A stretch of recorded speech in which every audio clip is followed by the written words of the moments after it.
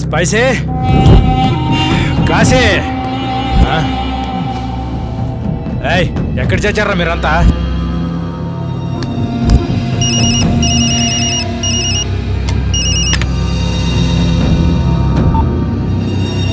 Hello అన్నా, పంపు ములిగిందన్నా.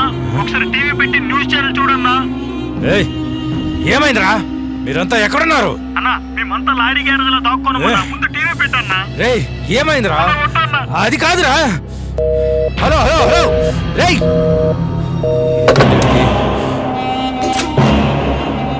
ప్రముఖ real estate వ్యాపారి వీరభవానీ శంకర్ అక్రమాలు బట్టబయలు. ఆ వీరభవానీ శంకర్ చెయ్యని దారుణాలు లేవు. ల్యాండ్ మాఫియాలు, హత్యలు, రేపులు, స్మగ్లింగ్లు, దొంగతనాలు లెక్కే లేవు. ఉద్యోగాల పేరిట సిటీకొచ్చిన మాలాంటి యువకుల్ని, అమ్మాయిల్ని పెట్టి మాకు డబ్బిచ్చి అగ్రిమెంట్ల మీద సంతకాలు చేయిస్తాడు. మా సర్టిఫికెట్స్ తన దగ్గర పెట్టుకుని ఆ తర్వాత చంపతాన్ని బెదిరించి మాతో దొంగతనాలు చేయించాడు. ఎదురు తిరిగిన కుర్రోలని నిర్దాక్షిణంగా చంపడం మా కళ్ళతో చూశాం. అతని బంగ్లా వెనుక తవ్వితే ఎన్నో శవాలు దొరుకుతాయి. అంతేకాదు, అమ్మాయిని ట్రాప్ చేసి వాళ్ళని బెదిరించి ఇలాగే ఇరికించి సెక్స్ ర్యాకెట్ నడుపుతున్నాడు. వీరభవానీ శంకర్ అక్రమాలు, మోసాలు, దారుణాలు సాక్ష్యాలతో సహా విశాల్, హంపి, రాంబాబు అనే యువకులు పోలీస్ కమిషనర్ ముందు ఉంచారు. భవానీ బారిన పడి బాధితురాలైన స్పైసీ కమిషనర్ ప్రెస్ మీట్ ముందు నిర్భయంగా నిజాలు వెల్లడి చేశారు. ఉద్యోగాలు ఇప్పిస్తానని చెప్పి మోసం చేసి నన్ను ఊబిలోకి దింపాడు. వాటన్నిటికీ సంబంధించిన సాక్ష్యాలన్నీ విశాల్ బ్యాచ్ కి అందించాను. అన్నిటికన్నా ముఖ్యమైన సాక్ష్యమైన మణిశంకర్ ని విశాల్ అతని స్నేహితులతో కలిసి పోలీసులకి అప్పగించారు. అతను చేసిన దారుణాలన్నీ స్వయంగా ఒప్పుకున్నాడు మణిశంకర్. తగిన సాక్ష్యాధారాలను పోలీసులు కోర్టుకు అప్పగించారు. కోర్టు వారి ఆదేశం ప్రకారం వీరభవానీ శంకర్ పై అరెస్ట్ వారెంట్ ఇష్యూ చేయడం జరిగింది. ఏ క్షణంలోనైనా పోలీసులు అతన్ని అరెస్ట్ చేయవచ్చు.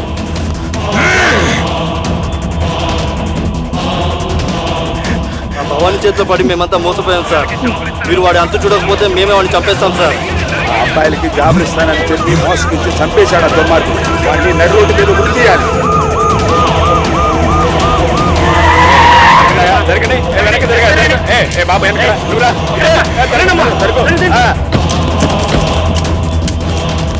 హలో కంట్రోల్ రూమ్, సుబ్రహ్మణ్యం మాట్లాడుతున్నాను సార్. భవానీ చేతులు మోసపోయిన వాళ్ళంతా కుక్కలు కుక్కలుగా వచ్చి పోలీస్ స్టేషన్లకి ధర్నా చేస్తున్నారు సార్. వీళ్ళని మేము కంట్రోల్ చేయలేకపోతున్నాం సార్. ఇప్పుడు మనం వీళ్ళని ఎదుగుతే ఆ భవానీ ఇంటిని చుట్టుముట్టి ఆ భవానీ చంపేసేలాగున్నారు సార్. వీళ్ళని ఎంత కంట్రోల్ చేసినా ఆగట్లేదు సార్. భవానీ శంకర్, నువ్వు తప్పించుకోవడానికి ట్రై చేయకు, లొంగిపో. నీ ఇంటి చుట్టూ పోలీసులు చుట్టుముట్టారు. ఇప్పటికే మీ వాళ్ళందరినీ అరెస్ట్ చేశాం. మర్యాదగా మాకు లొంగిపోతావా, జనం చేతిలో చస్తావా? ఆలోచించుకో Bhavani Shankar.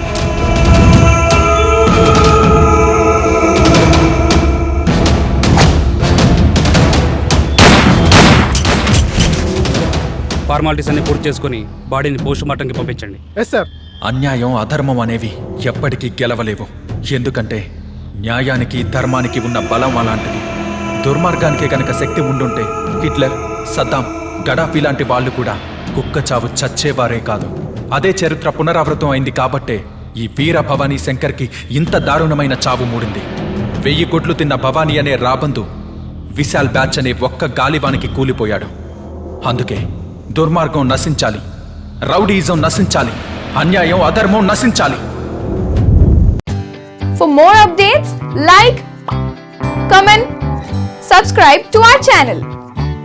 Hey darlings, గంటని click చేయడం మర్చిపోకండి.